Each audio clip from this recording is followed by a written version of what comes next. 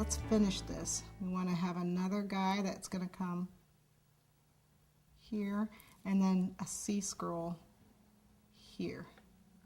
Okay, and I play around with it a little bit, mark it up. Okay, and then I ended up with something like that, as you can see.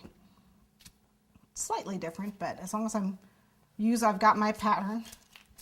Okay, and then what I'm going to do now, if your frosting is fresh, all you got to do is lay this between your marks and use a pin, flower nail, or a pin, and you're going to mark. Just press on this and it'll indent your frosting.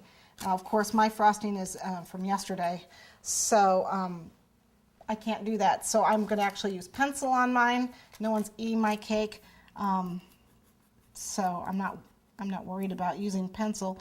You can use cocoa powder on here.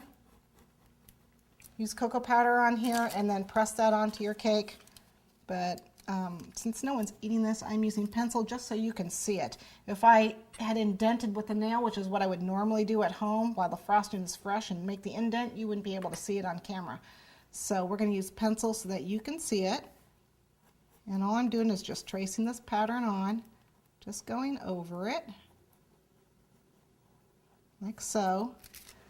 And you can see between my 12 marks is where it is. I'm going to make it a little darker so you can see it. The frosting's still a little soft.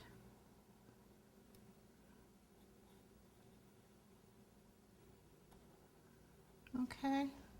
Yeah, I wouldn't recommend using pencil on your cake, not ever.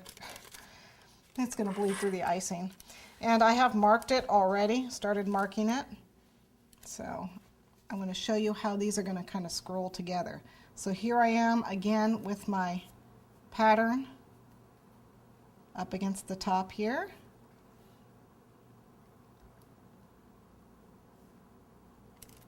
And you're going to be able to see how they kind of are going to scroll together. Okay, so here's the top. That's a really, okay, here's the bottom. This is like a long S. And then my C here. And what happens is this is going to make a curly Q.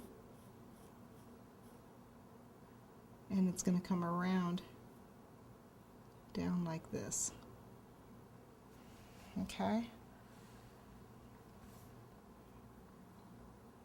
I don't actually need to draw this part, but this is for your benefit so that you can see how my pattern is going to be continuous.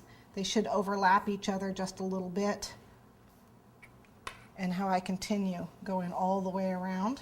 So I need to mark each of these sections, each of these divisions of 12 that I did all the way around my cake, so I can end up nice and even all the way around. We don't have any short sections. You won't be able to have a bad side to your cake. Okay, we'll just mark this the rest of the way.